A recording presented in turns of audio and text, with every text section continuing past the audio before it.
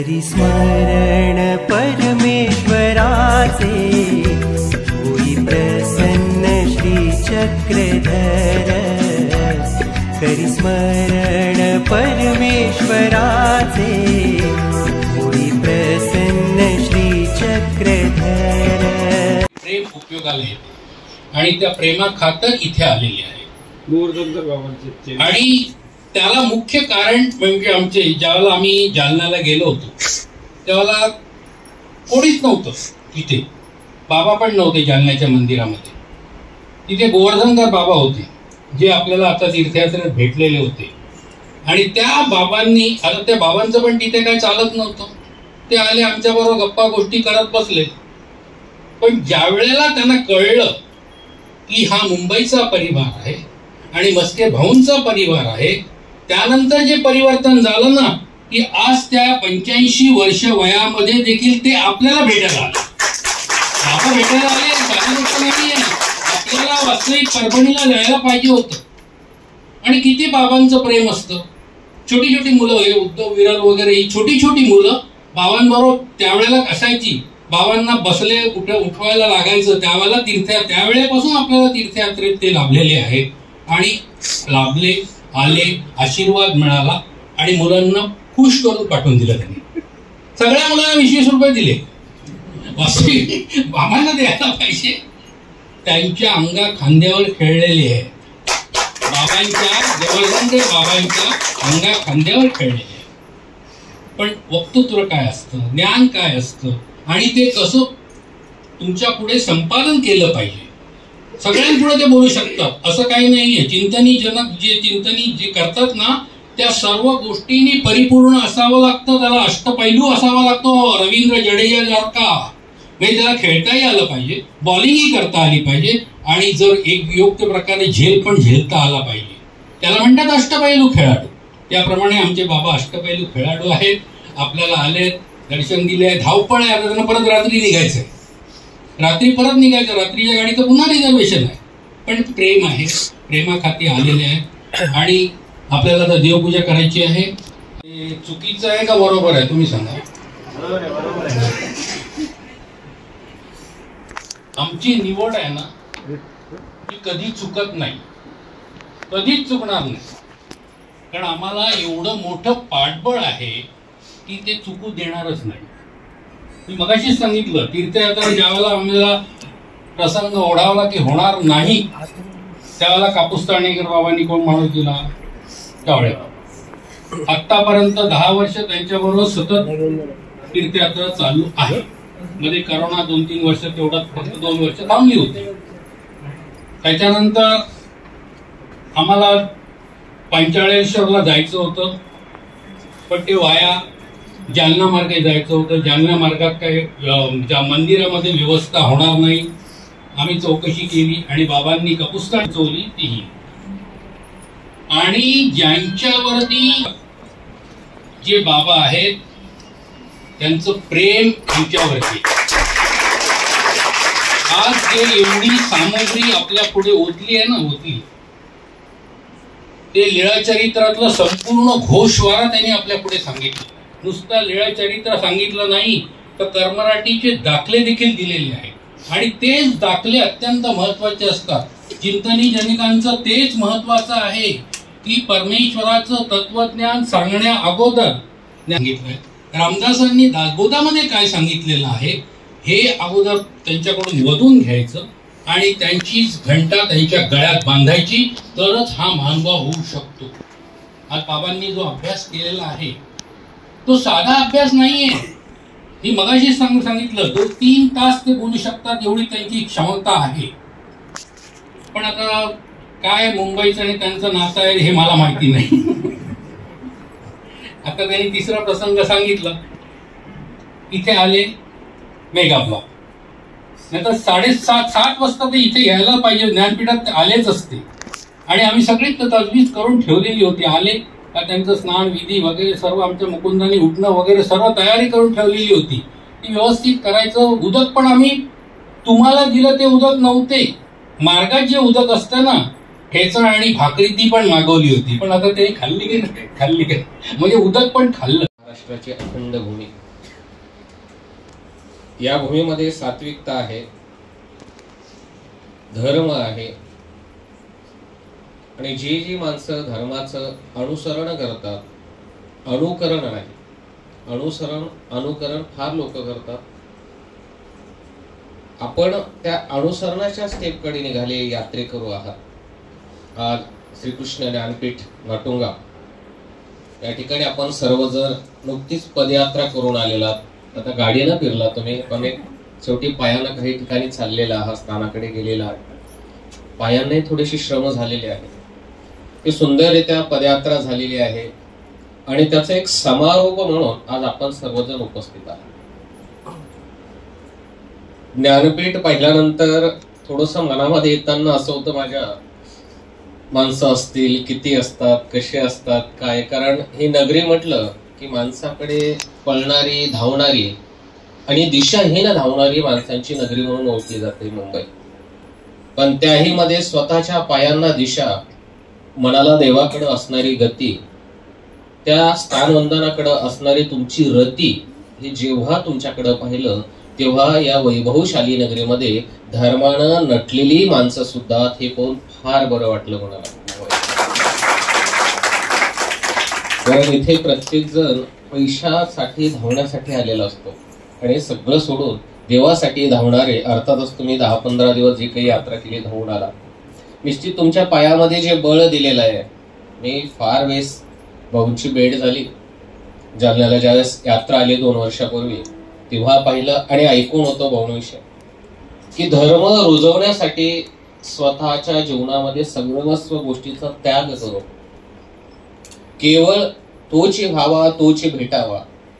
स्वतःचा उद्धार करणारी माणसं अनेक आपल्याला सापडते, पण आपल्यासोबत इतरांनाही देव दाखवावं, इतरांची ही दशा नीट करावी, त्याला हे चांगलं करावं, त्याला हे देवाकडे, हा सुंदर विचार घेऊन चालत असलेले खऱ्या अर्थाने सर्वज्ञांच्या यात्रेचे वाटाडे म्हणून मी भाऊंकडे पाहतो. कारण वेदामध्ये एक स्मृती येते, महानुभावांच्या सूत्रामध्ये तर आहे ज्ञान मोचक, परंतु ऋग्वेदाची एक ऋचा संहिता असं सांगते, नात्वहा देवम मुच्यते सर्वपाशी. जोपर्यंत ईश्वरीय तत्वज्ञान तुमच्या हृदयाला स्पर्श करत नाही, हृदयामध्ये स्थिरावत नाही, तोपर्यंत चंचल असणारं मन स्थिर होत नाही आणि तो ईश्वराकडे जात नाही. हा मार्ग तुम्हाला मोकळा करून दिला म्हणून प्रथम भाऊंना या ठिकाणी दंडवत करतो. आणि ज्यांनी यांची स्थापना केली ती कैवल्यवासी आदरणीय श्रद्धेश्री बाळकृष्ण दादाजी विडकर बाबांचं योगदान म्हणावं लागेल, ज्यांनी ज्ञानपीठाची स्थापना केली. मी त्यांच्याबद्दल जे ऐकलं की कोकण प्रांत म्हटला की थोडीशी काही अंशी हिंसेकडे वळलेला, काही अंशी पाड्यावरती राहणार, ज्या जुन्या प्रथा आणि रूढे त्याच्याशी अगदी घट्ट नातं असलेला इथलं पारंपरिक आहे, म्हणून त्या सर्वांना त्याच्यातून काढून 4 पदार्थाचं ज्ञान देऊन त्यामध्ये ईश्वरीय सर्वश्रेष्ठ आहेत, आपण ईश्वराकडे गेलं पाहिजे हे समजावून सांगण्यासाठी उभं आयुष्य ज्यांनी खर्च केलं असे आदरणीय श्रद्धे कैवल्य श्री बाळकृष्ण दादाजी, अर्थातच मोठे बाबा, त्यांनाही मनपूर्वक या ठिकाणी अभिवादन करतो. आणि सगळी मंडळी अतिशय जिवलग आहेत. आमचे मिलियन भाऊ जेव्हा 2 वर्षापूर्वी माझ्याकडे आले आणि तुम्हाला यावं लागेल, म्हटलं भाऊ येईल, चांगले, आम्हालाही दर्शनाची, वाचनिकांच्या दर्शनाचा लाभ होईल, त्यांची भेट होईल, मी अवश्य येईल. त्यांचा आग्रह, सततचा पोट, आणि एकदम ते आले की असं प्रवासात असलं कुठ्यातले जरा जोरात हसू येतं. मला मिलियन भाऊंचा पोट आला म्हणजे अतिशय हसणारी माणसं असा. आज हसू विकत घ्यावं लागतं, ही आपली शोकात आहे. रामदेव बाबा आधीकडे जावं लागतं, 500 रुपये भरून हसावं लागतं, माणसाचं हास्य उडालं. याची अनेक कारणं आहेत, परंतु इथे हसणारा वर्ग आहे. खूप बरं वाटलं, सर्वांचे मनपूर्वक आभार व्यक्त करतो, ऋण व्यक्त करतो आणि थोडस एक वेगळ्या विषयावरती तुमच्या समोर मांडणी करतो. तुम्ही यात्रा करून आलात, यात्रा सर्वज्ञांनी केली, यात्रा गोपालकृष्णाने केली, यात्रा श्री दत्तात्रेय प्रभूंची, श्री चक्रपाणी महाराजांची आणि श्री गोविंद प्रभूंची बरीचशी यात्रा आहे. ती छोट्या छोट्या रूपाने आहे. यात्रेला निघावं लागतं, स्वामी श्री चक्रधर भरोचून निघतात, ती यात्रा आहे, निमित्त आहे. परंतु यात्रा जीव उद्धारण्याची यात्रा आहे. त्या यात्रेमध्ये अनेकांना ज्ञानाचं, प्रेमाचं दातृत्व दिलं गेलं. आम्हालाही यात्रा करायची, ते देण्यासाठी आले, आम्हाला घेण्यासाठी यात्रा करायची. त्यांनी ज्या ज्या ठिकाणी जे जे पेरलं त्या पेरलेल्या ठिकाणी जायचं आणि ते अवंचकत्वे आम्हाला ग्रहण करायचं. मग स्थान नमश करत असताना असेल, स्थान नमश करत असताना तुम्हाला सर्वश्रुते पुन्हा सांगण्याची गरज, संसार मागण्यापेक्षा जे मागावं ते मागण्याची इच्छा आपल्याला व्हावी. ते चालत असताना स्वामी श्री चक्रधरांचा जो क्रम आहे तो क्रम आपल्या डोळ्यासमोर असावा की स्वामी या मार्गाने चालले कसे चालले असतात. जेव्हा चरित्र आपण वाचतो, चरित्र श्रवण करतो, त्या चरित्रामध्ये अनेक गोष्टी आमच्या कर्णपटलावरती पडतात, आम्ही ऐकतो. परंतु जात असताना आमचं एवढं होतं, स्वामींची यात्रा झाली आचार्य श्री नागदेवांपासून आज पावेतो जे काही संत आहेत, साधू आहेत, वासनिक आहेत, त्यांची यात्रा झाली. आमची कधी कधी जत्रेमध्ये रूपांतर होतं. चालता चालता यात्रा थोडीशी थांबते आणि आम्ही जत्रेकडे जातो. जत्रा का घडते? कारण आमच्या मूलभूत असणाऱ्या गरजावरती आम्ही जास्त फोकस करतो. यात्रा करत असताना आमच्या ज्या मूलभूत गरजा आहेत, आम्हाला ज्या संसारामध्ये हव्याशा गोष्टी आहेत, त्या घरातून निघत असताना जेव्हा आम्ही सोडतो तेव्हा ती यात्रा घडते. आणि प्रत्येक ठिकाणी त्याची जर आमच्याकडे अभिलाषा असेल, तिथे गेल्यानंतर आम्हाला असं मिळावं, तिथे गेल्यानंतर आमचा असा सोयी सोपस्कर व्हावी, आमचा सत्कार व्हावा, सगळ्या गोष्टी व्हाव्या, तर मी म्हणेन तो यात्रेकडे नाही तर जत्रेकडे कौल असतात. म्हणून यात्रा करत असताना सगळ्या गोष्टी एवढं जगाचं झालं, मया देक्षेन प्रकृती सुयते सचराचर. जगण्यंत जेव्हा यात्रेसाठी निघतो तेव्हा सर्वस्व सोडलेलं आहे. अगदी देऊळवाड्यापर्यंत सर्वस्व सोडलं. कुठलाही अलंकार, कुठलाही सैन्य, काहीही सर्वज्ञान सोबत नाही. आणि तिथून पुढे जी यात्रा सुरू होते ना, ती जीव उद्धारण्याची यात्रा. आम्हाला त्या यात्रेकडे यायचं, आम्हालाही जायचंय. तुम्हीही चालत असता, पण अनावधानाने काही गोष्टी घडतात. आणि आल्यानंतर आजचं जे भाऊ सांगत होते, मी उदक घेत असताना की जे यात्रे आज मौंद करायचं ना, आपल्याला स्वतःचं सिंहावलोकन करायचंय. आज मौंद तर होणार आहे, देव तर बोलवल्या जाणार आहेत, आपली बोलवून होणार आहे, आपणही जेवणार, परंतु आज खऱ्या अर्थानं सिंहावलोकन कर. 8 दिवसामध्ये मी किती स्मरण केलं असेल. स्नान वंदन करत असताना तिथली लीला मला आठवली का? तिथे गेल्यानंतर असं कधीतरी जाणवलं का मी स्थानावरती नमश करत असताना काहीतरी वेगळ्या संवेदना मला जाणवल्यात का? तिथे गेल्यानंतर असं कधी भारावून आलं का, जसं आचार्यांना भारावून येतं? गंगा तीरावरती आचार्य स्वामीनंतर जे भारावून आलं, बाईदेवस्थांना भारावून आलं, असं आम्हाला कुठे वाटले का? कोणाला बेलापूर नको वाटलं, नाव ऐकलं तर डोळ्यातनं पाणी आलं. ह्या संवेदना आमच्यामध्ये कुठेतरी व्हायला पाहिजे. याची जाणीव आम्हाला व्हायला हवी की आमचा देव जेव्हा अणवाणी फिरतो, करतल भिक्षा तरुतली वास, या न्यायाने सर्वज्ञ फिरतात. आमच्याकडे सगळ्या सुविधा आहेत. आमच्या डोक्यावरती सावली, अंगावरती भरपूर वस्त्रे, पोटाला पुरेली उडान नाही. हे सगळं त्या दयाघन परमेश्वराने दिलं. तुला जे लागेल ते दिलं. सारंग पंडितांचे नाही, सगळं सोय फक्त माझ्याकडे. पण माझ्याकडे येणं कसं असावं? सशासारखं असावं. माझ्याकडे येणं बैसांसारखं असावं. ते जाणं नाथोबांसारखं असावं. ते महादैसांसारखं असावं. आमचं थोडंसं आम्ही थोडंसं बाजूला पडतो. आणि ते आम्हाला सुधारवण्यासाठी आम्ही विचारावं. मी असं म्हणेन, तुम्ही हक्काला भाऊंना विचारा, भाऊ नाही आमच्याकडून असं वाटलं. कारण स्वतःची चुकी जोपर्यंत आम्ही समोरच्या समोर ठेवत नाही तोपर्यंत खऱ्या अर्थानं प्रायश्चित्त होतो. स्वतःच्या चुकीची कबुली स्वतःच्या हृदयाला द्यावी लागते. स्वतःच्या हृदयाला पेर पडावा, तेव्हा डोळ्यातून येणारे अश्रू ते खरे पश्चातापाचे आणि प्रायश्चित्ताचे असतात. आमचं रडणं थोडंसं वेगळ्या प्रायश्चित्ताचं असतं, थोड्या वेगळ्या परिणामाचं असतं. तसं रडणं जेव्हा आमच्याकडे ना, खऱ्या अर्थानं देव अगदी जवळ आहे. देवाने सांगितलं, तुम्ही ज्या ज्या ठिकाणी असाल तिथे मी आहे, जिथे धर्म वाढतात. अवसर प्रसंगी सर्वत्र अधिष्ठान आहे. तो साधनदाता आमच्यासोबत आहे. मात्र साधनदाता आम्हाला शोधता आला पाहिजे. आमचं शोधण्यामध्ये थोडीशी गडबड होते. म्हणून यात्रा फार महत्वाची. मात्र ती यात्रा यात्रेच्या स्वरूपाने हवी. शांताबाईसांची यात्रा संसाराला त्रसून निघाली यात्रेकरून. संसाराला त्रसली, एवढी त्रसली, आता जावं आणि कुठेतरी शेवटचं शिक्षण घ्यावे आणि संपावं, या न्यायाने निघालेली शांताबाई सहजतेनं पैठणला भेटतो आणि स्वामींचं नाव ऐकलं जातं, स्वामींकडे जाते आणि स्थिरावते. अशी स्थिरावते की संसार सुखाचा झाला. आता खऱ्या अर्थाने तिथे संसारातून शून्य झाली, तिचा आध्यात्मिक संसार सुखाचा झाला. परंतु आम्हाला तशी यात्रा करावी लागली. आली झाली आणि स्वामींच्या जवळ झाली. शिन्नरला आचार्य श्री नागदेव जातो. तीही यात्रा आहे. पूर्व परिचय जर मी आचार्यांचा पाहिला तर फार विद्रूप आहे. असं वाटणार नाही. स्वामी आचार्य या महानुभाव संप्रदायाचे पहिले शिल्पकार होऊ शकतात. एवढं मोठं, कारण रामसगावचा जर प्रवास पाहिला तर हातामध्ये तलवार, अनवाणी फिरणं, मोकळे केस, कपाळावरती खूप मोठा लावलेला कुंकुवाचा टिळा आणि आईवर अक्षर घेणारे. आम्ही जर चित्रातलं पाहिलं तर आई आणि बहिणीवर अक्षर घेणारे, जे जगातलं सगळ्यात मोठं पवित्र नातं मानलं जातं, त्या नात्याला सुद्धा लांछनं लावणारे नामदेवाचे.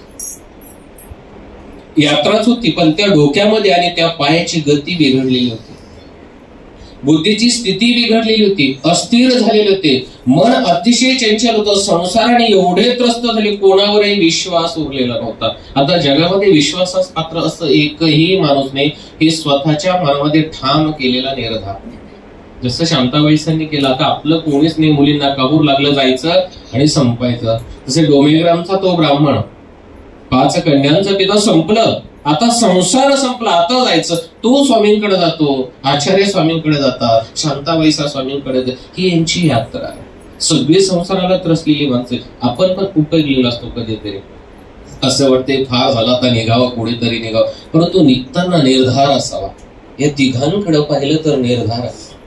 आचार्य जेव्हा स्वतःच्या आईला बोलतात तेव्हा रामदेव दादोसांना थोडस भय वाटतं. भयानं बाजूला गेली, पुन्हा बोलवलं, आले आणि आल्यानंतर जे स्वामी श्री चक्रधरांचं चरित्र वर्णन झालं, स्वामी श्री चक्रधरांचं नाव त्यांना ऐकण्यात आलं आणि मनामध्ये निर्धार केला, आता या नावा वेगळं कधीही जगायचं. तर शेवटपर्यंत आम्ही निंब्यापर्यंत बघतो आचार्यांची आणि त्या नामांचा सतसंग वेगळा झालेला आहे. तुम्ही दर महिन्याला सतसंग करता. सत म्हणजे चांगलं, किंवा आपण इकडे ब्रह्म अर्थ करतो त्याचा. ब्रह्म म्हणजे पवित्र. सोप्या अर्थानं जर आपण शब्द घेतला तर ब्रह्म म्हणजे पवित्र आहे, आणि त्या पवित्र गोष्टींचा आपण संग केला पाहिजे. आम्ही त्याला सोबत ठेवलं पाहिजे. जेवढं जिथे जिथे चांगलं असेल ते आम्ही सर्वस्व घेतलं पाहिजे. जगामध्ये खूप काही चांगलं आहे, ते चांगलं आम्ही सोडतो आणि वाईटांकडे आमचं फार धाव असतं. स्वामींच्या चरित्रामध्ये सर्वच चांगलं आहे, स्मृतीस्थळामध्ये सर्वात चांगले, परंतु आम्ही काही गोष्टी निवडत आमच्याकडे घेतल्या पाहिजे, आम्ही त्या जोपासल्या पाहिजे. महादासांचं पाहिलं, एकदा ऐकलं श्री चक्रधर नाव ऐकलं आणि शेवटपर्यंत त्या नामाशी असा संग केला असा की आम्ही नवगावचं चरित्र ऐकतो, स्मृती पाहतो आम्ही नवगावला. केसतोड झालेली महादाईसा जीर्ण अवस्थेमध्ये थकलेली आहे, डोळ्याने कमी दिसायला झालं, अंग थरथर करतं, ताप आलेल्या अंगामध्ये ज्वर आहे आणि आचार्यांना निरोप गेला, तुमची बहीण बिमार पडली. आचार्यांना जेव्हा कळलं ना महादाईसा बिमार पडली, तेव्हा सिंहावलोकन केलं, ही केवळ माझी बहीण. हे महानुभाव संप्रदायाचे स्वामी श्री चक्रधरांचे साधनवंत आहे आणि महानुभाव पंथ जिच्या पाठीवर अशी थोर साधनवंत असणारी महादाईसा. ही केवळ बहीण म्हणून जर आचार्यांनी विचार केला असता तर कदाचित त्या नातं संकोचित झालं असतं. आचार्यांनी विचार केला, आता जिला भेटायला यायचं ना ती महानुभावांचा आधार आहे, स्वामी श्री चक्रधरांच्या सूत्राचा आधार आहे, पंथाचा आधार आहे, तिला आपल्याला भेटायला जायचं. आचार्य जेव्हा निंब्याहून निघतात, कदाचित लीळा चरित्रामध्ये आलं नाही, काही गोष्टी आल्या नसत्या, परंतु त्यांच्यामध्ये घालमेल असणार की जायचंय रुपाईसांना भेटायचंय, रुपाईसेला मी घेऊन येईल, पालखी आणेल, दांडीमध्ये बसवेल, 2 बोई आणेल, त्यांच्यासोबत आणेल, निंब्याला बसवेल, तिची सेवा करेल, शुश्रूषा करेल, कारण ती माझी बहीण आहे. ती स्वामी श्री चक्रधरांचे, कारण स्वामी श्री चक्रधर तिचं वर्णन करतात, म्हातारी चर्चा जिज्ञासा. जेव्हा जेव्हा विचारलं तेव्हा स्वामींना जे आवडेल तेच तिनं विचारलं. महानुभाव संप्रदायामध्ये कृष्ण जर कळलं असेल तर ते महादाईसांमुळे कळलं, कारण महादाईसांनी कृष्ण स्वामींना विचारलं, जे जे मी पुराणे ऐसे नाही ऐसे, आणि स्वामी त्याच्यावरती समजवून सांगावायचे. म्हणून काही भागवताचा भाग महानुभावांमध्ये आला, तो महादाईसांमुळे आला. कृष्ण कळाला, तो महादाईसांमुळे कळाला. 3 महादाईसांना भेटण्यासाठी आचार्य नवगाव पर्यंत येतात. ठिकाणही फार सुंदरी नवगाव, कारण 9 थोवेच्या पलीकडेच आपल्या सगळ्यांना जायचं. 9 थोवेच्या अलीकडे आला ब्रह्म भुवना लोका पुनरावर्ती नवजून, पुन्हा पुन्हा खाली वर यावं लागतं. म्हणून 9 थोवेच्या पलीकडे जायचं. कदाचित त्या देवालाही दाखवायचं असेल की 9 थोवेच्या पलीकडे मी नेतो, परंतु कोणाला नेतो? मन मना भव भक्तो मध्या जीवा, जो माझ्या नामाचं चिंतन अंतःकरणात करतो, निधी ध्यासन करतो. अस्थिपरी म्हणजे काय, केवळ फिरणे नाही, अटॅन करत असताना स्मरण करणे, उठता बसता सर्व अंगी स्मरण करणे. आम्ही दीक्षा घेतल्यानंतर झोळी देतो, त्याला झोळी का महत्वाची?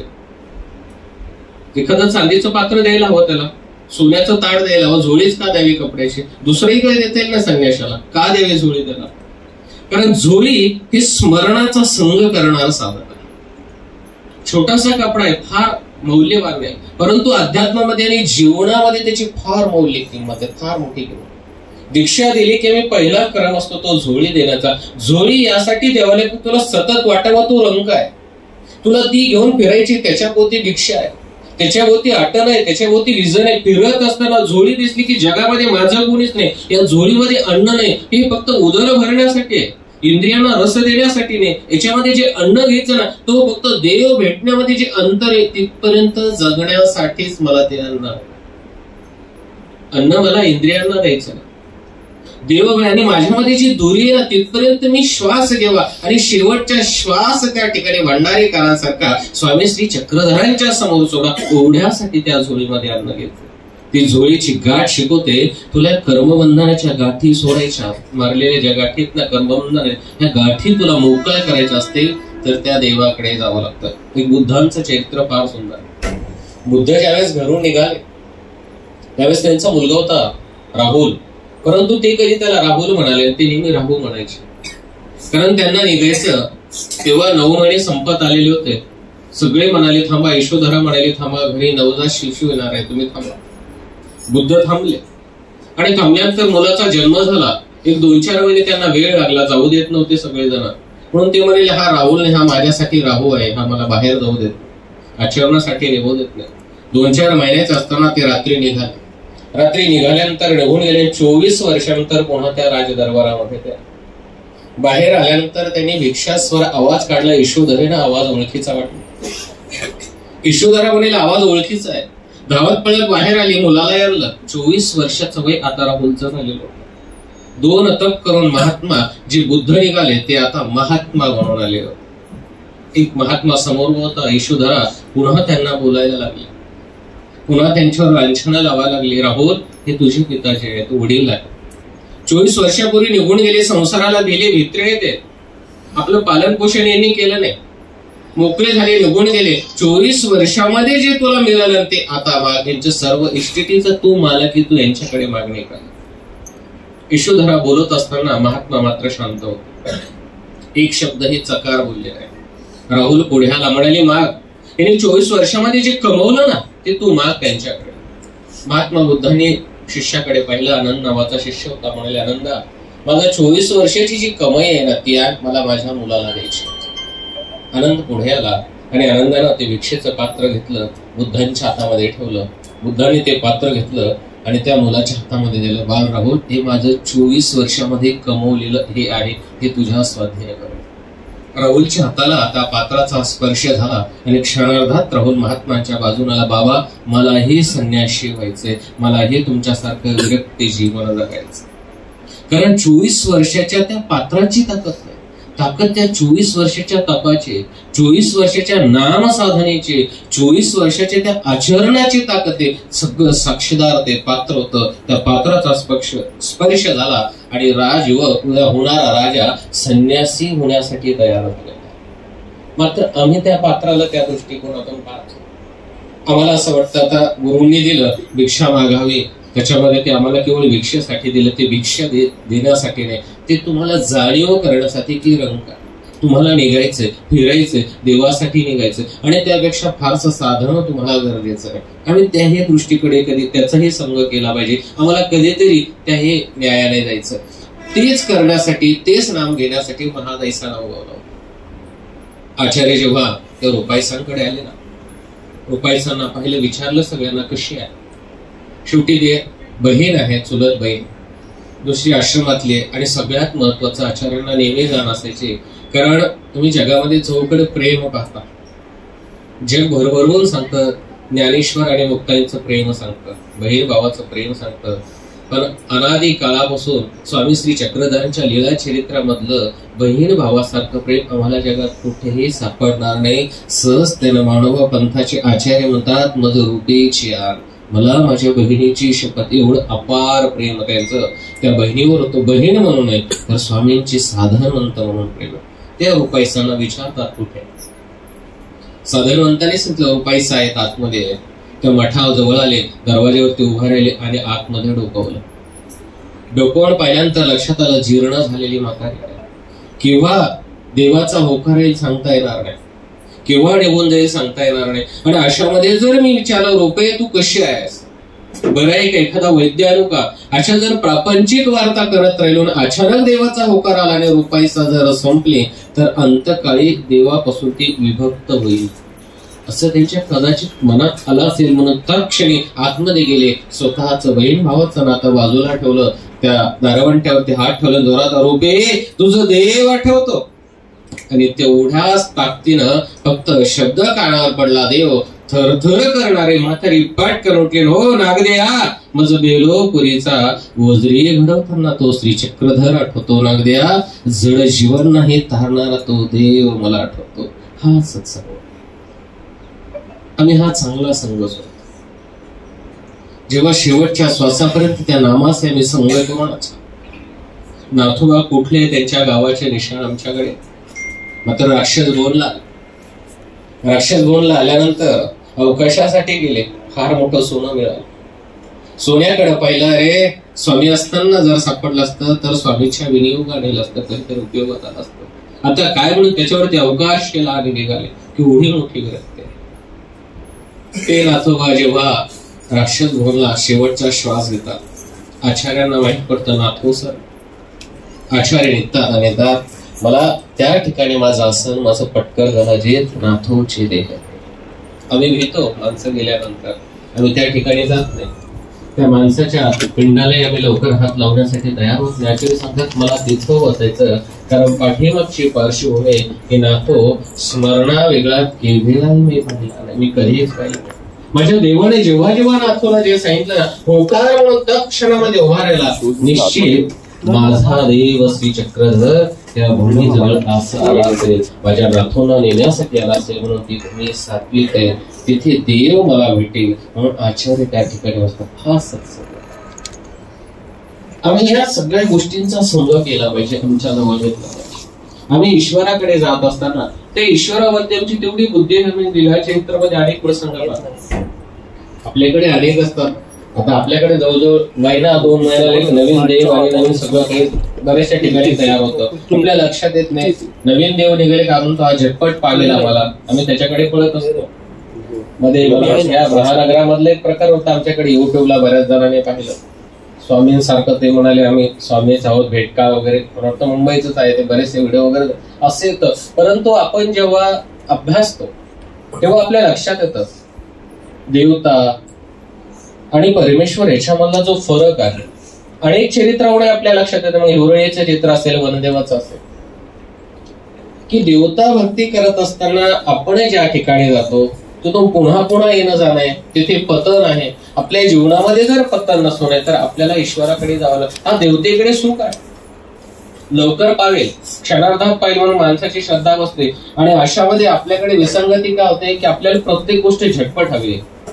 आज विडा ठेवलं की उद्या मुलगा झाला पाहिजे, आता नारायण फोडलं की दुपारी विहिरीला पाणी लागलं पाहिजे, आता 2-4 वेळेला एक संध्याकाळी कॉल आला पाहिजे ड्युटीत. आपण स्पीडच्या युगामध्ये होतं की नाही. आणि म्हणतो आम्ही फार काल झालो मानव संप्रदायामध्ये तर देव काही आमच्याकडे पाहत, परंतु आम्ही हे विसरतो की आमच्या अनंत जन्माची जी पाप आहे, जी पकड झालेली पाप, ती नासण्यासाठी तर थोडा वेळ जाईल ना. एखाद्या माणसाला 10 वर्षाची शुगर असेल तर एका इन्शुलिन मध्ये त्याला बरं वाटेल का? त्याला 1-2 वर्ष इन्शुलिन घ्यावं लागेल, तेव्हा त्याची शुगर कंट्रोल होईल, तेव्हा स्थिर होईल, तेव्हा तो जगू शकतो. आम्हाला असं वाटतं आता भाऊनी परमेश्वर समजून सांगितलं की संध्याकाळी आमच्या घरी आला पाहिजे जेवायला, की चक्रधर स्वामी माझ्या घरी जेवले, असं होत नाही. सोन्याचा भाव कधी पडत नाही, सोनाराच्या गलीला गर्दी कधी जास्त राहत, कारण जे नित्य आहे ना ते नासत नाही, त्याला पर्यायी नसतो. कारण आनंद शब्द आहे, आम्ही परमेश्वराचे आनंद शब्द वापरतो. आनंद शब्दाला विरुद्धार्थी शब्द नाही, समानार्थी शब्द नाही, समानार्थी सुद्धा शब्द नाहीये. आनंद तो केवळ आहे, त्याच्या समोर दुसरा पर्यायच नाही. म्हणून आम्हाला तिकडे जायचं आणि तिकडे जात असताना आम्ही गडबड करायचा प्रयत्न करतो. ती गडबड आम्हाला होते आणि आमचं काही अंश पतन झालेलं आम्ही पाहतो. हे अनेक दृष्टांत महाराष्ट्रभर करत असताना आम्ही लोकांकडे पाहतो. बाबा 15 वर्ष झाली, उपदेश घेतला. म्हणलं का हो घेतला तर चांगला आहे ना, आत्मकल्याणासाठी. नाही म्हणे बाबा परिस्थिती सुधारावी म्हणून मी उपदेश घेतला, म्हणजे साधन म्हणून आम्ही उपदेश घेतला. असं होता का? उपदेश का घ्यावा, स्वामींच्या आचरण का करावं? आत्मकल्याणासाठी, संसाराच्या कल्याणासाठी नाही. संसाराचं कल्याण तर तुमच्या कर्माने होणार आहे. तुम्ही जे पेरलं ते उगवणार आहे. कर्म से जीव सकळ ही पाव, ते काही सुटणार आहे का? ते सगळं मिळणार आहे. जे अर्जुनाला मिळालं ना ते आम्हाला मिळालं पाहिजे. अर्जुनाकडे सगळे राज्य नाकारतो ना तो. अर्जुनाने सगळे नाकारलं म्हणून काहीच नको. देवाचंही बोलणं थांबलं. कृष्ण सगळी गीता सांगतात, जेव्हा तुम्हाला नष्ट मोह स्मृती लब्ध संपलं, माझ्यामध्ये काहीच राहिले, करिष्ये वचनम तव, मी आता तुला वचन देतो, तू जे सांगशील ते करण्यासाठी मी कटिबद्ध आहे. संपली. पुढे गीता सांगावी लागली. महादायसांनी ठरवलं आता देव माझा निमित्त, बस संपलं. पुन्हा संसाराकडे पाहिलं नाही. शिंगणावरून आचार्य जेव्हा परतीचा प्रवास करताना पुन्हा संसाराकडे परतीचा प्रवास केला. तुम्ही अनेक ठिकाणी पाठवलं गंगाईचा गड, परत आले. म्हणाले संसार मनातून उडाला पाहिजे. हृदयातून तर फार दूरची गोष्ट. आमचा संसार सुरुवातीला मनातूनच उडत, आणि संसारामध्ये आहे काय? दुःख आहे, खूप दुःख आहे. आम्ही चरित्रामध्ये अनेक ग्रंथामध्ये पाहतो. आपल्याकडे कुष्टियाचा दृष्टांत आहे. संसार काय करतो? सगळं दुःख. कुष्ठरोग झालेला म्हणून धन दागडा होता, कुष्ठरोग झाला. कुष्ठरोग झाल्यानंतर काय असतं? जन हे सुखाचे दिल्या घेतल्याचे. इथे कोणीच कोणाचं राहत नाही. अंतकाळी मी परदेशी, जाणून या मानसी, म्हणून या ऋषिकेशी शरण तुझसे मिळालो. आपण हाच धागा धरतो. संप्रदायामध्ये तुकोबाने सुंदर लिहिलं, अंतकाळी मी परदेशी, मी शेवटी परदेशी. मात्र आपण काय सांगतो? 2 घडी. आम्ही त्याचा विपर्यास केला. त्याच्यानंतर गीतेचा आधार घेतो. अंतकालेच मामे व स्मरण मुक्त केलं. बाबा काही गरज नाही पदयात्रेची. कृष्णाने त्यांचा अंतकाळी कृष्ण म्हटला की उद्धार लागले. स्वामींनी सांगितलं 2 घडिया. मग आतापासून काय करायचं? शेवटच्या घड्या सांगितल्या.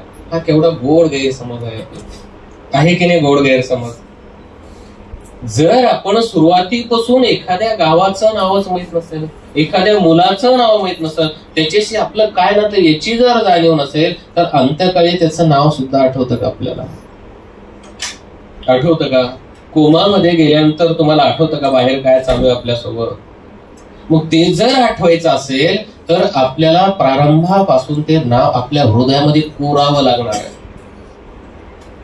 मी म्हणेल त्याचं सांधावं लागणार आहे. गाठ मारणं, सांधावं. जसं आपण चप्पल शिवतो ना त्याला टाका मारतो, तसं ते हृदयाला टाका मारून ठेवावं लागणार आहे. घट्ट नातं त्याचं जोडावं लागणार. तेव्हा ते शेवटच्या काळी आठवेल. जसं आचार्यांना आठवलं, जसं महादायसांना आठवलं, नाथोबांना आठवलं, नीलभट्ट भांडारेकरांना, स्वामी आता जगणं नाही, थांबणं. आम्हाला थांबणे आठवत नाही. थोडस नीलभट्ट भांडारेकरांचं चरित्र वेगळ्या रूपाने पहा. थोडासा सिद्धांत जर आम्ही बाजूला ठेवला आणि सहजतेनं जर आचार्य भंडारेकरांचं चरित्र पाहिलं तर त्यांना थांबणं कळालं. आम्हाला कुठं थांबावं हेच कळत नाही. आमच्या जीवनात स्टेशनच येत नाही. पुढचं स्टेशन असतं, याचं उतरलं की पुढचं पर्याय ठेवतो मी पुढे उतर. त्यांना लक्षात आलं इथं थांबणं गरजेचं आहे. तुमच्या आणि माझ्यासारखं असतं तर मी सुद्धा म्हटलं असतो मी अजून 10-5 वर्ष थोडस पाहतो, थांबतो. ते थांबले कारण त्यांना मी तुझा अंतिम टोक इथे जायचे ना, याच्या जवळ जायचं. मग याच्या साक्षीने जर आपण गेलो तर केवढा आनंद आहे. आता मुंशे नको मला थांबायचं, मला इथं थांबायचं, जगायचं नाही आता. कारण तूच मोक्ष देणार आहे, तू दाता आहे. तुझ्या साक्षीनं तुझ्याकडे येत असेल आणि या यात्रेचं जर तू साक्षी होत असेल तर केवढं भाग्य आहे. आपल्याला तीच यात्रा करायची. ते यात्रेचे जर सर्वज्ञ असायचे, भंडारेकरांच्या यात्रेचे सर्वज्ञ साक्षी होतात. मांडीची उशी आणि उशीवरती ती ठेवल्यानंतर त्या डोळ्यांमध्ये 32 लक्षणयुक्त मूर्त ते साठवतात. आहे की नाही यात्रेचे साक्षीदार? जगनियंता यात्रेचा साक्षीदार आहे. कैवल्याकडे जाणाऱ्या यात्रेचा साक्षीदार जगनियंता झाला. ती यात्रा केवढी सुखद असेल. त्याच्यासमोर इंग्रजीचं विषय काय? काहीच. जगातलं कुठलंच दुःख काही नाही, कारण साक्षीदार तो आहे. असे आम्ही यात्रा करत असताना अर्धांगिनी असणारे आमचा सांभाळ करतेच परमेश्वराची. आम्ही निघालो, केवळ तुम्ही निघालात की मला स्नानच करायचंय, तर मला नाही आठवत आजपर्यंत मानवाच्या गाडीला पुढे द्यायचं. तुम्ही जाताना जर विचार केला, जाताना लोणावळ्याला जाऊ, थोडंसं खंडाळ्यामध्ये फिरू आणि हुकून एखाद्या स्थानाला, मग मात्र डॅश लागेल तुमच्या गाडीला. मग मात्र कोणीतरी तुमची गाडी घासेल, तुम्हाला लागेल थोडस. परंतु तुम्ही जर निर्धार करून नाही मला त्याच्याकडे जायचं तर काहीच होणार आहे की नाही. कुष्ठियाचा दृष्टांत आपल्या कुष्ठरोग झालेला मनुष्य घरामध्ये बसला. घरामध्ये बसल्यानंतर सुना म्हणाल्या आता फार सेवा झाली, आता नको सेवा. आपल्याकडे होतं खिशातलं संपलं की जगातले नाते संपतात, आणि जगाची नाती संपल्यावर एकच नातं असतं, ते धर्माचं. तुम्ही इथे सगळेजण आलात की फार ब्लड रिलेशन आहेत, कोणाचे काहीच नाही, भाऊंचं काही ब्लड रिलेशन नाही, परंतु भाऊ देवाचं काम करतात, देवानं सांगितलेला सत्याचा मार्ग सांगतायत, त्या ज्ञानासाठी तुमच्यासोबत सत्संग करतायत, ते मोक्षक ज्ञान तुम्हाला देण्याचा ते प्रयत्न करतात, म्हणून त्यांच्याविषयी तुमच्या मनामध्ये अपार स्नेह आहे, अपार निष्ठा आहे. किती त्यांच्यासाठी नाही, त्यांच्या कार्याविषयी ती निष्ठा आहे. त्यांचा तुम्ही जो दंडवत करता ना, तो त्यांच्या कार्याला दंडवत आहे, त्यांच्या त्या चर्येला दंडवत आहे, कारण ती चर्या तुमच्यासाठी आदर्श ठरणारी चर्या आहे. श्रेष्ठ तत्तदेवी तरोजनः. का श्रेष्ठ आहे? आम्ही स्मृती पाहतो, ते जगले ना, मग चंदनवनात हे केलं, नाथे नागाईसांचं ते, आम्हीही तसं चालावं, हा आदर्श आहे, आम्ही तसं चाललं पाहिजे. म्हणून आदर्श पुरुषाच्या पाठीमागे आम्ही चालतो. कुष्टियाचा दृष्टांत, त्याला कुष्ठरोग झाला, सुना म्हणाले आम्ही सेवा करणार नाही, बस थांबायची आम्हाला सेवा, आता थांबणार आहोत. शेवटी पत्नी होती, लाजकाज सेवा केली, वर्ष निघून गेलं, आणि एक दिवस उन्हाळ्याच्या दिवसासारखे थोडेसे कडक उन्हाळ्याचे दिवस, मनुष्य घरामध्ये बसलो, जोराची तहान लागली, अंगाची लाही उडायला लागली, म्हणून त्यानं जोरात आवाज दिला, अगं लवकर जेवण आण. बाई जरा तपली, ताट हातामध्ये घेतलं, पाण्याचा गडवा हातामध्ये घेतला, उंबरठा ओलांडला आणि आतमध्ये गेली. गडवा जोरात त्याच्या बाजूला भिरकवला. का एवढ्याने आरडता? अहो पुढे तू युद्धाला जायचं, काय करणार आहात? आणि मी विटलेलं तुम्हाला, तुम्ही आता मेले तरी चांगलं, काय करणार आहात? तुम्ही जपून काय करणार आहात? ताट समोर भिरकावलं. पाणी आजूबाजूला सांडलेला मनुष्य, पाण्यासाठी त्राही त्राही करणारा व्यक्ती पाण्यामध्ये होता, पाणी अंगावर पडलं, उठला. आता अंग पोळलं नाही तर अंतःकरण पोळलं, अंतःकरण भाजलं. जगून केलं काय? काय केलं या संसारामध्ये? काय कमवलं संसारामध्ये? हे सगळं यांच्यासाठी कमवलं, यांच्यासाठी सगळं जमा केलं, स्वतःच्या सुखासाठी जमा केलं, किंवा तरी सुख उपभोगायचं म्हणून एवढे लबाडी वगैरे करून सगळं जमवलं. आज सुखच आपल्यापासून दूर पडतंय. उठला, चालायला लागला. चालता येत नव्हतं. स्वामी श्री चक्रधर त्याचा अनुकार करतात हातांचा. निघाला, कुठे चालावं? घराच्या पायऱ्या उतरायला लागला. आज संसार उतरत होता. संसार आज मनातून उतरत 2-4 पायऱ्या उतरत असताना तोल गेला, पडला, गडबडला, मातीवरती उलटती. माती सुद्धा म्हणते, माटी काय कुमार से तो क्या रोंधे मोहे, एक दिन ऐसा आएगा मैं रोंधोगी. तो वेड्या, तुझी मातीच होणार आहे. जो संसारासाठी झडला त्याची मातीच होणार आहे. बघ आज लागले की नाही मी तुला, तरी सुद्धा संसाराचा गर्व, माती झडकली छे, अगं भिणारा नाही मी. पुढे निघाला, 2-4 पावलं गेला. माझे नातेवाईक आहेत, खूप नातेवाईक, मी त्यांच्याकडे जाईल, खूप नातेवाईक आहेत माझ्या. आम्ही चरित्रामध्ये तो दत्तात्रय महाराजांच्या दर्शनासाठी पाठवलं. स्वामी म्हणाले जा, भिक्षाला जा, सगळं काही मिळेल. ते म्हणाले स्वामी आमचे नातेवाईक होते म्हणून चांगली भिक्षा मिळाली, तुमच्यामुळे कुठे मिळाली? अशी आम्ही चरित्रामध्ये प्रमाण होतो. हाही वादर तसा पुढे निघाला. म्हणाले गाव माझे, घरच्याने हाकललं तर काय? समोर चौकामध्ये उभा राहिल्याने पाहिले, गावातल्या लोकांनी दरवाजे लावले. कुष्ठरोग झालेला होता, कोणीही घरामध्ये घ्यायला तयार. आता लक्षात आलं, आता जगात आपलं कोणीही उरलेलं नाही, आपण एकटेच आहोत. म्हणून स्वामी एकला विजय, एकट्याला जावं लागतं. आणि जावं कसं? जसं भाला फेकतो तर हाताने, कुठे पडेल, कसा पडेल, कसा, असं आपण जगावं. नाही तर आपण सांगून जात असतो, मोबाईल नंबर आश्रमचा कॉन्टॅक्ट आहे, तिथे लागला त्या बाबांना लावा, बाबाने लागला त्यांच्या शिष्याला लावा, असं चालतं. थोडस तर हाते बाली आला, त्या न्यायाला आपण निघला पाहिजे, आपण बाहेर गेलं पाहिजे. चौकात उभा राहिला मनुष्य सगळ्याकडे पाहत होता. सगळ्यांची दरवाजे बंद झाले होते. घराची नव्हे तर प्रत्येकाच्या जगातल्या माणसाचा हृदयाचा दरवाजा बंद झाला. आणि आता प्रायश्चित्त करायला काय चुकलं असेल माझं? का फसलो मी असा? सूर्याकडे पाहिलं, कदाचित सूर्याला हे लाजवलं, वेड्या तू संसार केला हे चुकला, आणि संसार गरजेपेक्षा जास्त केला म्हणून तो चुकलेला आहे. संसार चांगला आहे, स्वामी सुद्धा सांगतात चांगला आहे, परंतु तसा जगावा. तुम्ही मुंबईकर नावेमध्ये प्रवास करत असता, बोटमध्ये बसता. बोट जोपर्यंत पाण्यावर तेव्हा किती मजा येते. कोणी सेल्फी घेतं, कोणी शूटिंग करतं, कोणी मौज मजा करतं. आणि बोटिंगमध्ये जेव्हा पाणी घुसतं तेव्हा कोणी म्हणेल का मी मृत्यूची सेल्फी घेतो आता. असं होतं का? संसार चांगला आहे, पण केव्हा जोपर्यंत पाण्यावरती नाव चालते ना, जोपर्यंत तुम्ही अलिप्त आहात, पद्म पत्र विवाम बसा, जोपर्यंत अलिप्त आहात तोपर्यंत संसार चांगला आहे. तुम्ही स्वतःमध्ये त्याला लिंपायमान करून घेतलं की तुम्ही त्याच्यामध्ये गडदळ्यामध्ये पडला, तुम्ही फसला. आता त्याच्या लक्षात आलं हे काहीच खऱ्या गोष्टी नाही, आपण फसलेलो आहोत. आणि फसलेलो असताना मनामध्ये प्रायश्चित्त झाला असेल, तो रडला, डोळ्यातून अश्रुपात झाला, देवा आता कोणीच राहिलं नाही. आणि गावीच्या शिमोती एका देवतेचं मंदिर त्याला दिसलं. त्या देवतेच्या मंदिरामध्ये याला सेवा करायला लागला. देवतेच्या मंदिरामध्ये होता. देवतेच्या मंदिरामध्ये येणाऱ्या लोकांनी त्याला खाण्यापिण्याची व्यवस्था केली. तो देवतेची सेवा करायला लागला. त्याला बरं वाटलं आणि बरं वाटल्यानंतर पुन्हा संसारासमोर उभा राहिला. आपल्याकडे चरित्र तिथंच थांबलं.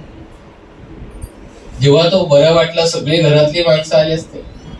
त्यांनी म्हटलं असेल चला बाबा घरी, आता बरं वाटायला लागलं, आता तुम्ही आमच्या कामाचे झालात, काम करू शकता. आपल्याकडे होतं की नाही, फार दाढी ढवळी झाली, फार थरथर करायला लागते, बाबा दीक्षा घ्या ना.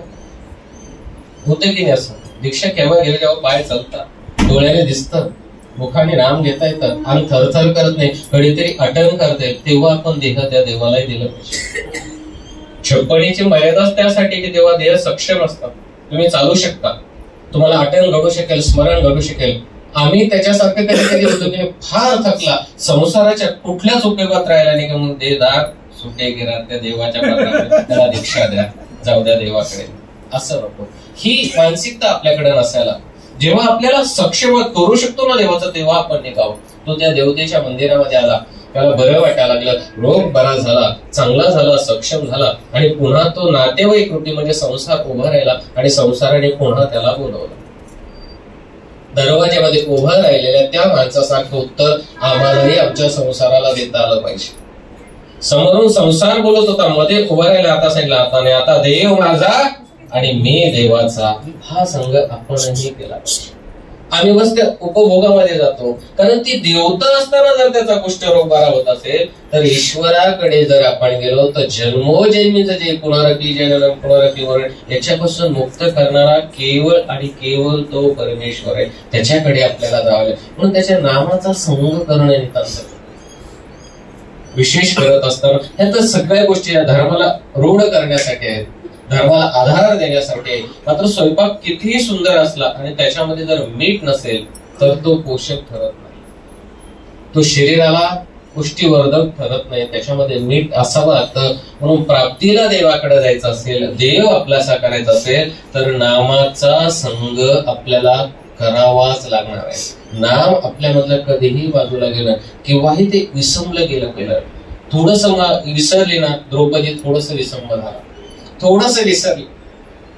लोकांनी वस्त्रामध्ये हात घातला, म्हणाले एवढी मोठी 5 पती आहेत माझे, काय गरज आहे बोलायची. धृतराष्ट्राकडे पाहिलं. धृतराष्ट्र म्हणजे डोळ्याने आंधळा आहे, तसं तुम्ही आणि मी समजतो, पण ज्ञानेश्वरांना वेगळा वाटला.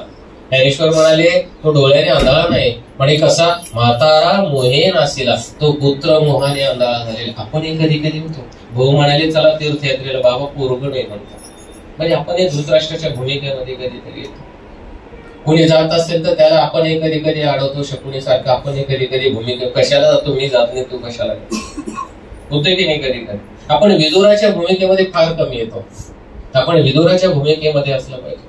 द्रौपदी जेव्हा पाहत होती, धृतराष्ट्राकडे पाहिलं, सगळ्यांकडे याचना करत होती, पुढेही काम आलं नाही.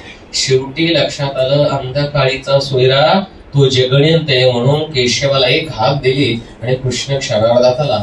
काही ग्रंथामध्ये याच्यापेक्षा वेगळं वर्णन येतं. इकडे लगबाग चालू होती म्हणाले कृष्णाची. रुक्मिणी अवसाने विचारलं का हो, सकाळपासून काही मी घेतलं नाही, स्नान संध्या वगैरे काहीच नाही, सारखे फिरतात. म्हणे माझी एक भक्त संकटामध्ये आहे आणि तिच्याकडे मला, मग जाणं म्हणाले, काय हरकत आहे जायला, तुम्ही जा म्हणाले. माझा एक नेहमी बोलावल्याशिवाय जात नाही, बोलवल्याशिवाय तुमचाही नियम आहे की नाही. लग्नात कोणी आमंत्रण दिलं ते काय विशेष मूल दिलं तरच आपण जातो की नाही. मग आपल्याला देवाला जर आपल्या घरी आणायचं असेल तर देवाला नामस्मरणाचं मूल द्यावे लागणार आहे, त्याला मूल्य मोजावं लागणार आहे की स्मरणाचं मूल्य, देवा मी तुझं स्मरण केलं, तुला माझ्याकडे यावंच लागणार आहे, ठामपणे सांगावं लागणार. म्हणून तीर्थयात्रा घडत असताना स्मरण आपलं घडत असतं, स्थानवंदन घडत असतं, प्रसाद वंदन घडत असतं, साधनवंताची आपल्याकडे सेवा घडत असते आणि यासोबत आपल्याला ज्ञान सुद्धा मिळत असतं. या सगळ्या गोष्टी त्या यात्रेसोबत मिळत असतात आपल्याला, कारण आपण यांच्यासोबत यात्रेला निघालो ते आपल्या ज्ञानदानाचं दातृत्व करत असतात. कारण ज्ञान मोचक आहे. आपल्याला सांगताना पंथी परंपरा ज्ञान, भक्ती आणि वैराग्य. केवळ ज्ञानही कामाचे नाही, केवळ शुष्क ज्ञान भांडणं करतो. केवळ शुष्क ज्ञानाला अहंकाराचे पालन असते, झालं नसते, ते गर्व येतो त्याला. उद्धवाला कृष्ण म्हणाले जा. उद्धव म्हणाले मी कृष्णापेक्षा काही कमी आहे का? कृष्णासारखा दिसायलाय. बृहस्पतींचा शिष्य, देवतांचे गुरु त्यांचा शिष्य मी, आणि कृष्ण सांगतात त्या वेडपड गवळणींना समजून सांग. वेड्या गवळणींना समजून सांगण्यासाठी माझी निवड केली कृष्णाने. आणि असं वाटलं कृष्णालाही काही करत बोलून गेला असं. ज्ञान काय करतं? केवळ ज्ञान माणसाला गर्व आणतं, परंतु त्याच्यामध्ये जर भक्ती थोडस प्रेमाची झालं असेल ना, केव्हा झालं? उद्धव त्या गवळणीकडे गेले, गवळणींना भेटले, गवळणींना सांगितलं कृष्णाला असं असं झालेलं आहे. आता ती आपल्या तत्वामध्ये चरित्र ते बसत नाही, कारण त्यांनी जे मांडलं ते थोड्याशा वेगळ्या अँगलात तुम्हाला माहिती म्हणून सांगतो फक्त. की ते चरित्र असं मांडतात ते की कृष्णांना ज्वर आला, ताप आली, आणि कृष्णाने थोडंसं औषध वगैरे म्हटलं. म्हणे काय हवं? तर म्हणे जो माझ्यावरती प्रेम करतो, ज्याचं माझ्यावरती निश्चिम प्रेम आहे, निश्चिम श्रद्धा आहे, आणि जो केवळ माझं चिंतन करतो, अशा व्यक्तीच्या पायाखालची माती मला द्या, मला बरं वाटेल. आता उद्धवाला मागितलं, उद्धव म्हणाले वेडे आहे का? कृष्णा माझ्या पायाखालची माती तुम्हाला देणं म्हणजे नित्याला जाणं. मग म्हणे जा गवळणींना सांग. गवळणीकडे आले तेव्हा गवळणींना विचार. उद्धवजी आले गवळणी समोर, बरोबर काय झालं? म्हणे कृष्णाला ज्वर आला, ताप आले. गवळणी घाबरून गेले सगळ्यात. म्हणजे केव्हापासून आला? क्षण कुशल झालं. आणि म्हणे काय माहित कृष्णाने? म्हणे तुमच्या पायाखालची माती, ज्या गवळणीच्या कृष्णावरती प्रेम असेल तिनं तिच्या पायाखालची माती द्यावी. गवळणीनं गाठोडे बांधलं, उद्धवांना दिलं. उद्धव म्हणाले भिड्यावर, तुमच्या पायाखालची माती जर कृष्णाकडे गेली तर तुम्हाला केवढं पाप लागेल, केवढं पातक लागेल. तुमच्या लक्षात येते का? अडाणी ज्यांना आम्ही समजतो ना, काही असतो तर विद्वान लोकांना असं वाटतं हे सगळे वेडे आहेत, परंतु प्रेम वेड असतं ते देवासाठी असतं. प्रेमामध्ये माणसं वेडे झालेले पाहिले, परंतु ते निष्ठा असते, तिथे त्याग असतो, तिथे समर्पण असतो. बैसांचं स्वामींवरती प्रेम आहे, उद्धवांचंही प्रेम आहे, रुक्मिणीवसांचं प्रेम आहे, तेवढंच प्रेम त्या गवळणींचं आहे. गवळींना समजावून सांगत असताना उद्धव समजून सांगतात तुम्ही फार मोठं पातक करताय. म्हणजे उद्धवजी आमच्या जन्माचं वाटोळं झालं तरी चालेल, आत्म्याचं काही झाले तरी चालेल, पण जगनियंता कृष्णाला मात्र चांगलं वाटावं म्हणून आम्ही काहीही करायला तयार, मात्र आमच्या देवाला चांगलं वाटावं. हे परम प्रेम आहे. आम्ही प्रेमापर्यंत सुद्धा जातो. स्वामींवरती तर आम्हाला परम प्रेम करायचे. आम्हाला जरासा पायाला काटा टोचला तर यात्रा थांबते. थोडस ऊन लागलं ते म्हणतो नको तिकडे जायला नको, फार त्रास होतो ना. अडणीचे स्थाने रामसगाव सारख्या ठिकाणी वगैरे म्हणतो नको भाऊ, गंगेमध्ये जावं लागतं, पडण्याची भीती वाटते, नको ना. ते देवाला सांगता ना वाजत वारा धाट आहे कशासाठी सांगितली, कशासाठी? अरे तू माझ्याकडे एक पाऊल चल ना, ऐसेची गाडी जेल तू चालावं माझ्या. आणि चालण्यासाठी ज्ञान, आणि त्या ज्ञानाला प्रेमाचं वलय असावं लागतं. तुम्ही सगळे जमतात. भाऊनी जर मोकळं ज्ञान सांगितलं असतं तर कदाचित तुम्ही ऐकून निघून गेला असतात. केवल्याशी बाबांनी केवळ ज्ञान सांगितलं असतं तर तुम्ही निघून गेला असतात. मी त्यांच्याकडे रेकॉर्डिंग ऐकलं ना, तेव्हा अतिशय रेकॉर्डिंग मध्ये पाहिलं प्रमाण देताना ते अगदी छोट्या छोट्या गोष्टींचं, दासबोधांचं अनेक प्रमाण देतात, अगदी अधिकाराने समजून सांगतात. त्या रेकॉर्डिंग ऐकल्यात अगदी माझा आहे, जवळच आहे, याचं कल्याण हो हा शुद्ध हेतू आणि ममत्व याचं झालंच पाहिजे, बरं वाटलं पाहिजे. याला त्या ममत्वामध्ये त्या ज्ञानाला प्रेमाच्या पाझर आहे, कड आहे. म्हणून तुम्ही सर्वजण इकडे येतात. म्हणून माटुंगा तुम्हाला तुमचं वाटतं, हे ज्ञानपीठ तुमचं वाटतं. केवळ ज्ञान वाटत फिरलं तर माणसाला त्याच्याविषयी फार काही अलौकिकता, काही वेगळेपणा वाटत नाही. आणि पुढे भक्ती येते. भक्तीला हे वैराग्य, पुढे वैराग्य, वैराग्यालाही भक्तीचा आधार आहे. केवळ वैराग्य काही कामाचं नाही. आणि वैराग्य ठरवतो. वैराग्य म्हणजे फार मोठा कंता घातला. मी कुणाला असं आक्षेप म्हणून तुम्हाला मोठं म्हणून खूप मोठा कंता घातला, खूप मोठी गाठी घातली, पायातली चप्पल फेकली म्हणजे वैराग्य झालं असं होत नाही. मी 2-4 ठिकाणी वैराग्यावर अन्य संप्रदायाचं टिपणं वाचली. वैराग्य ते आहे एखादी गोष्ट तुम्हाला प्राप्त झाली, ती प्राप्त झाल्यानंतर ती घेण्याची क्षमता तुमच्याकडे आहे. ती उपभोगण्याची क्षमता तुमच्याकडे आहे, त्याच्यापासून तुम्हाला वीट आला आणि नंतर ती तुम्ही तिरस्कारावी, त्याला वैराग्य म्हटलं गेलं. जर ती वस्तू तुम्हाला घेण्याची ताकद नाही, उपभोगण्याची ताकद नाही आणि तुम्ही जर तिला बाजूला सारत असाल तर ते वैराग्य ठरत नाही, तो वैराग आहे. एखादी वस्तू जेव्हा आहे तुम्ही घेऊ शकता, सांभाळू शकता, तुमच्याकडे ताकद आहे, तुम्ही गाडी घेऊ शकता, चालू शकता, एकटे पिऊ शकता, जेव्हा तुम्ही ती नाकाराला नको मला हे, तेव्हा खऱ्या अर्थाने तो त्याग करेल. जी गोष्ट आमच्या जवळ येतच नाही तिला पहिलेच लाथाडायचा प्रयत्न करतो, ती आम्हाला नकोय. आणि त्याच्यासाठी तुम्हाला भक्तीची गरज आहे, म्हणजे प्रेमाची झालं. नुसतं वैराग्य काही कामाचं नाही आणि केवळ ज्ञानही काही कामाचं नाही, पण शृंखला पंथामध्ये ज्ञान, भक्ती आणि वैराग्य तिन्हीचं मिश्रण असावं लागतं. चालताना भाऊने मी ऐकलं, दृष्टांत सांगत होतो, चालत असताना त्या दोरीवरच्या बाईला सगळे कसरत करावं लागते, अंगाचं लघुत्व सगळं पाहावं लागतं, दोरीवर लक्ष, पब्लिकवर लक्ष, कोण बोलतं ते सगळं विसरून आपलं ध्येय समोर ठेवून चालावं लागतं, तर आपल्याला ईश्वर प्राप्ती होऊ शकते. आणि होणार जर आपण असं चाललो तर आपण तिकडे जाऊ शकतो. परंतु त्यासाठी आपल्याला जी यात्रा आहे तिची कधी जत्रा होऊ देऊ नका. तिची जत्रेला प्रारंभ झाला ना, मग मात्र आपण आपली घडी विस्कटल्यासारखे. कारण ज्ञान मोचक आहे, ज्ञान सगळ्या गोष्टी करवतं, ज्ञान शिकवतं, परंतु ज्ञान आपल्यामध्ये मुरवण्यासाठी प्रेम करावं लागतं. आपल्याला कळलं या वस्तूमध्ये कृपाशक्ती, मायाशक्ती विशेषामध्ये ती नमस्काराची, पण नमस्कार करत असताना तो देव त्या ठिकाणाला त्यानं काय केले सगळं आठवतं ना, तेव्हा डोळ्यातून भेटला फुटणारा पाझर हा प्रेम निर्माण करतो. आणि या दोन्हीच्या संबंधाने जेव्हा तुम्ही नमस्कार ना, तेव्हा अलौकिक सुख तुम्हाला मिळणार. तेव्हा त्याच्यामधला जो प्रसन्नता मनोधर्म आहे, जो कृपाशक्तीचं कार्य ना, ते आपल्याकडे काहीतरी कार्य करणार. नाही तर आपल्याला तुम्हाला प्रारंभ गेले की आपलं डायरेक्ट मायेकडेच संबंध असतो, हे द्या ते द्या ते द्या. त्या कृपेकडे आपण फारसा लवकर जायचा प्रयत्न करत नाही, आपण त्या कृपेकडे पलायन केलं पाहिजे, तिकडे गेलं पाहिजे. आणि यात्रा करत असताना मी असं म्हणेल, तुम्ही यात्रा फार छान असते. मी 2 वर्षापूर्वी भाऊंची पाहिली, स्नानांच्या लीला वगैरे सगळं फार छान असतं मुंबईकरांचं. त्यामध्ये स्मरण जे भाऊ सांगतील भाऊंच्या पद्धतीनं असेल, भाऊंनी सांगितलेलं तत्त्वज्ञान असेल, तुम्ही महिन्याला 2 सत्संग असतो त्याच्यामध्ये तुमच्याकडे स्मरण आल्यानंतर, कारण ज्ञान म्हणजे स्मरण घडतं, परंतु घरी गेल्यानंतर भाऊ काही घरी येणार आहे तुमच्याकडे प्रत्येकाकडे लक्ष ठेवायला. घरी गेल्यानंतर जे सांगितलेलं आहे किमान स्मरण तुमच्या घरी तुम्हाला झालंच पाहिजे. जर स्मरणाला जर तुम्ही ठाकला, स्मरण जर तुमचं जर कुठेतरी थांबत असेल तर देवाशी आपलं नातं अजून दुरावल्या जाणार आहे. डोंगरामध्ये गेल्यानंतर अस्थिपरी, आपण सोपा अर्थ करतो ऐस्यापरी, ऐस्यापरी असं जगायचं म्हणून 6 सूत्र आहे. आणि 6 सूत्राचा शेवट काय होतो, हृदयाची जी अस्थिपरीची देवता आहे ती हृदयामध्ये ठेवायची.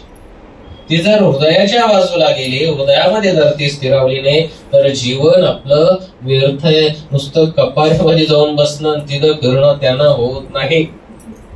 दुसरा रडला म्हणून आपण प्रायश्चितात रडलो म्हणजे प्रायश्चित होत नाही, अंतःकरणातून रडावं लागतं. प्रायम पापम विजानित आहे. जोपर्यंत हृदयाला पीळ कळत नाही ना, मी याला लाथ लागली पाहिजे, याला लाथ लागल्यानंतर पटकन लक्षात आलं तो साधनवंत आहे, माझ्यापेक्षा मोठा आहे, तो अनुसरलेला आहे, तो बोधवंत आहे, तो वासनिक आहे, त्याच्याकडे ज्ञान आहे, माझ्यापेक्षा थोडे, पटकन समोर दंडोत घालणं ही क्रिया जेव्हा आपल्यामध्ये येते ना, असं समजा तेव्हा धर्माविषयी तुमच्यामध्ये प्रेम, तेव्हा तुमच्यामध्ये त्याविषयी आपुलकी. नाहीतर थोडीशी लात लागू द्या, भाऊ आपलेच माणसे लागले, हे मग ज्ञानाचं कार्य म्हणावं लागेल. नाही, काही होत नाही, असं नको. तिथे आपुलकी आणि प्रेम असावा. ही आपुलकी आणि प्रेम एवढ्या मोठ्या मायानगरीमध्ये तुमच्याकडे, हेच फार वैशिष्ट्य वाटतं मला. जेव्हा जेव्हा मुंबईला मी येण्याचा प्रसंग आला ते एवढं तुमच्याकडे ती ज्ञानपीठ असेल, आपल्याकडे पाठशाळा आहेत, उडाळ्याचा आश्रम, अनेक ठिकाणी होत असलेलं धर्मकार्य. आणि याचं वैशिष्ट्य मला याचं हे वाटलं की एक वासनिक घडवतं. असं काही नाही. आता कदाचित तुमच्या लोकांना राग वाटेल की शास्त्री काहीतरी वेगळं सांगतात, जेवढा महत्वाचा भिक्षुक आहे ना तेवढाच महत्वाचा वासनिक आहे. घरात जर 4 कॉलम असतील तर ते घर स्थिरावतं, 3 कॉलमवरचं घर कधी डगमगतं, पडतं, त्याला क्रॅक जातात, ते स्थिरावतं. तेवढाच महत्वाचा आहे वासनिक आहे, तेवढाच महत्वाचा. आणि तो वासनिक जयाची निकी वासना, ज्याची वासना चांगली आहे की मला एक दिवस अनुसरायचंय, मला जायचंय, देवाकडे जायचंय, आणि ते जात असताना सगळ्यांचे पवा घेऊन मला निघायचंय, सगळ्यांना ज्ञानदातृत्व करायचं. का करायचं? मी मोठा आहे म्हणून नाही, माझ्याकडे फार त्याने अरे देवानं दिलेली जी शिदूर आहे ना बस ती वाटाड्या म्हणून सगळ्यांना मनसोक्त वाटायची आणि सगळ्यांना आनंदाकडे मला घेऊन जायचे. म्हणून तो वासनिक हे फार महत्वाचं. ही संपूर्ण शाळा ज्यांनी घडवली ना बाळकृष्ण दादा भाऊ असतील, हे सगळे संसार स्वतःचा संसार सांभाळून इतरांचा संसार सुखी करणार. आणि भाऊंकडे पाहिलं तर आजीवन फक्त धर्मासाठी ते जीवन करताय. संन्यासी वृत्ती म्हणजे नेमकी काय? केवळ कपडे घालून इकडे मला असं वाटतं स्पष्ट काही मत मांडत असतो की केवळ कपडे घालून फिरणं म्हणजे संन्यास होत नाही. संन्यास शब्दाचे दोन अर्थ होतात. आपल्याकडे करतात तो सोडणे, आणि दुसरा जर चॅरिटी कमिशनर कडे गेला तर न्यास म्हणजे जोडणे. न्यास या अर्थाचा शब्दाचा अर्थ सांभाळून ठेवणे. मग तुमच्यामध्ये भक्ती असेल, राग असेल, त्या रागाचा अनुराग करा, अनुराग सांभाळून ठेवा. ह्या सगळ्या गोष्टी तुमच्याकडे सांभाळता आल्या पाहिजे. तो आहे कारण आपण प्रत्येकाला सांगतो संन्यास झाला, अनुसरण झाला नाही, पहिले दीक्षा घ्यावी लागेल. एका दिशेला चालावं लागणार आहे. एक धातूपासून शब्द म्हणतो दीक्षा, तर एक दिशा झाल्याची मला मुंबईला जायचंय. पुढे जात असताना संन्यास घ्यावा लागेल. राग, द्वेष, क्रोध, मद, मत्सर हे सगळं हळूहळू सोडावं लागणार आहे. आणि सोडल्यानंतर अनुसरण. एत अधीर होईजे थोनी म्हणितले की जे ते. मग स्वामींनी जे सांगितलं अटल विजन भिक्षा भोजन विकार कल्पशून्य स्वभाव मात्रे निरालंबी देवता स्मरण, जो जन्मक्षिती, मग त्या स्टेपकडे जावं लागेल. आणि जात असताना मग हळूहळू तोच भावा, तोच भेटावा. बस आता देव माझा आणि मी देवाचा, या स्टेपला तुम्ही जाल तेव्हा तुम्ही अनुसरण भेटले असणार.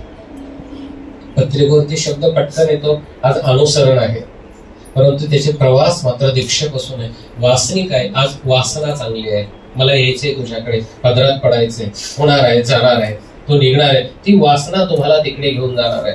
वर्षभर तुमच्या मनामध्ये चिंतन आपल्याला यात्रेला जायचंय, देवाकडे जायचंय, भाऊंकडे नोंद असते, भाऊ आम्हालाही तुमच्याकडेच आहे. यावर्षी कुठल्या परिसरातले स्थान आहे, उत्सुकता आहे, तुम्हाला यात्रेकरू तिथली चरित्र तुम्ही वाचली पाहिजे, तिथला भौगोलिक इतिहास तुम्ही वाचला पाहिजे. स्वामींचं काय चरित्र, तिथे गेल्यानंतर ते बसमध्ये बसले, डोळ्यासमोर आठवलं आता आहे, तेव्हापासून नामस्मरण झालं. तिथे नतमस्तक होता क्षणी आठवलं पाहिजे, तेव्हा हाच तो परिसर आहे.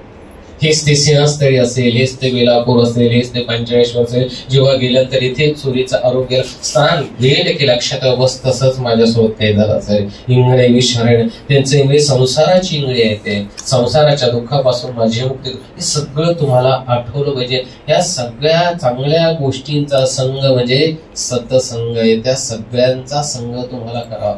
आपण तर नाता विरक्ताचा संघ केला, तो संघ आहेच आपल्याकडे, आपण तो ठेवला पाहिजे. म्हणून तुमचा सगळ्यांचा समारोपीय सत्र सगळ्यांना मनपूर्वक फार फार शुभेच्छा व्यक्त करतो. आणि त्या साधनदाता स्वामी श्री चक्रधरांकडे एवढंच मागेल की भाऊंसारखे आदर्शवत काही माणसं आहेत आपल्याकडे, जे आपण श्लोक पाहतो ना पद्मपत्र, किंवा संसारामध्ये असताना सुद्धा नकोसा वाटणारे माणसं फार दुर्लभ आहेत, फार दुर्लभ.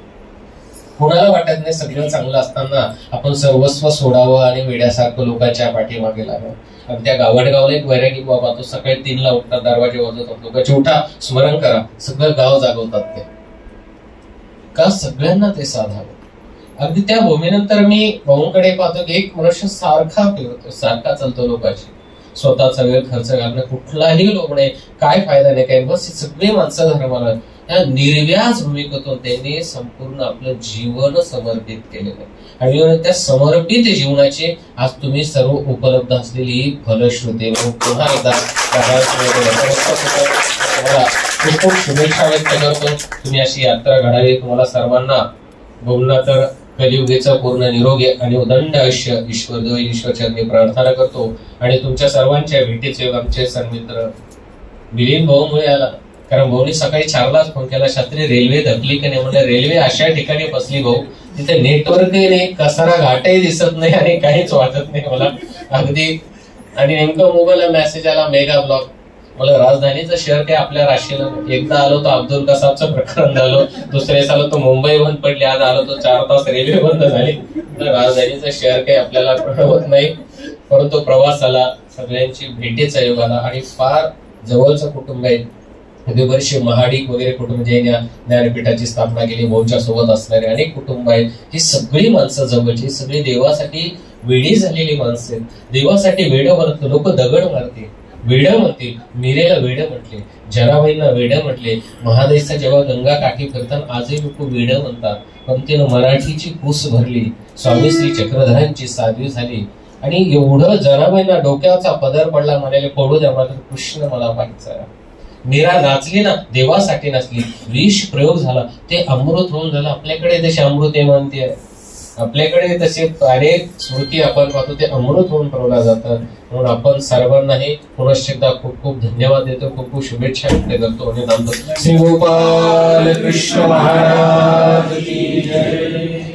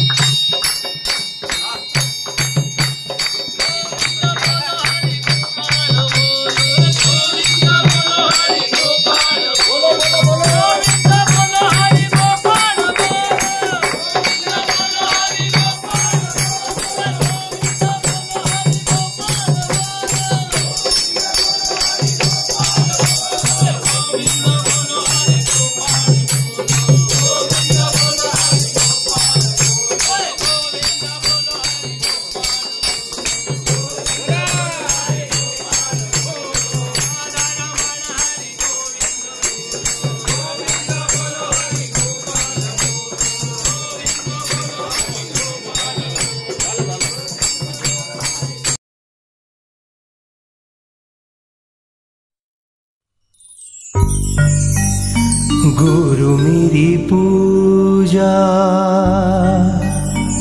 गुरु श्री गोविंद, गुरु रिद्धपुर निवासी, गुरु भगत